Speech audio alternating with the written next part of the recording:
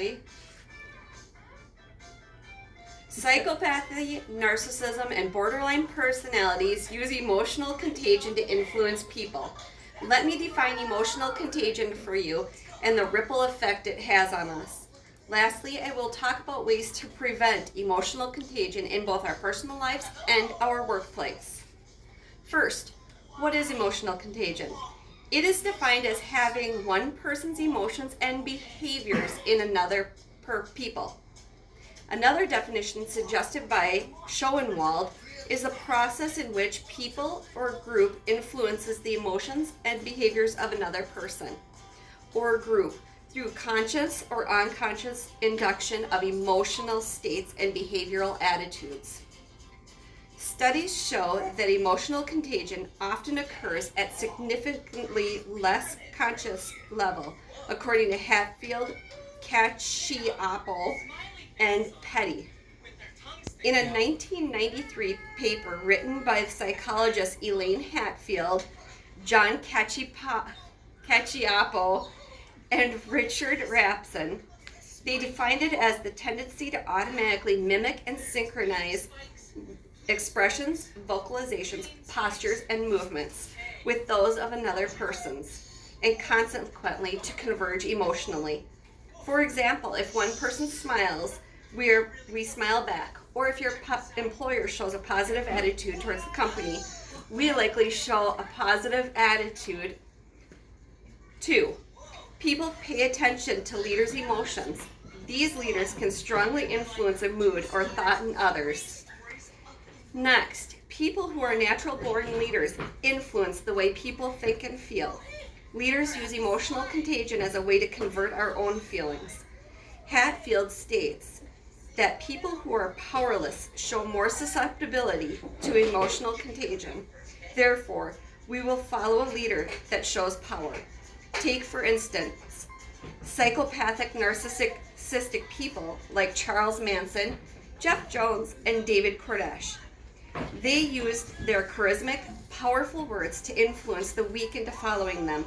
Eventually, people who followed these psychopaths killed others or themselves. One last quick example of a powerful leader was Winston Churchill. It is said that privately Churchill suffered from anxiety, despair, and anger, but in a public speech, he stood strong, positive, powerful, and inspiring. This speech motivated the British into hanging on and continuing their fight until the end. Another type of emotional contagion is through social media, such as Facebook, Twitter, and Instagram. Research from Facebook saw that users who posted on these sites influenced other people's posts. This was evident that emotions can be contagious even if it was not face-to-face. In the workplace, emotional contagion was also evident. When employers were happy and positive, it was likely that their employees were happy. Positive attitudes reduced group conflicts and heightened performance. In ending examples, Siegel Barsad says, the primary mechanism for creating a healthy emotional culture is through leaders. If our leaders are positive in communicating and have a strong personal presence, their followers will have a positive attitude. Finally, there are ways to protect ourselves from emotional contagion.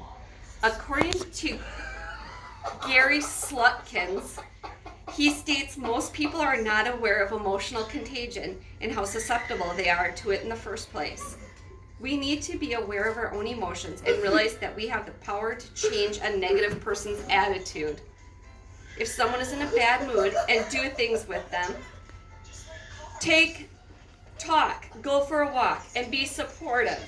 Never take anything personally. Be positive in meeting people. Raise awareness in your own personal moods. Eliminate your energy drainers and focus on what you do best. Also, use nonverbal communication through body language, facial expressions, and always make eye contact. In all of this, we need to be more responsible for our own emotions and not be influenced by others. Creating positive attitudes is a key to a healthy, caring, compassionate culture in both our personal and work lives. In conclusion, I have taught you about what emotional contagion is and how it affects us all. I have spoke about case studies where people have been affected by emotions of others and how we can protect ourselves from it. I hope that I have been able to present you with something that is new and interesting, and you will be able to recognize the signs of emotional contagion in others and teach them how to protect themselves as well.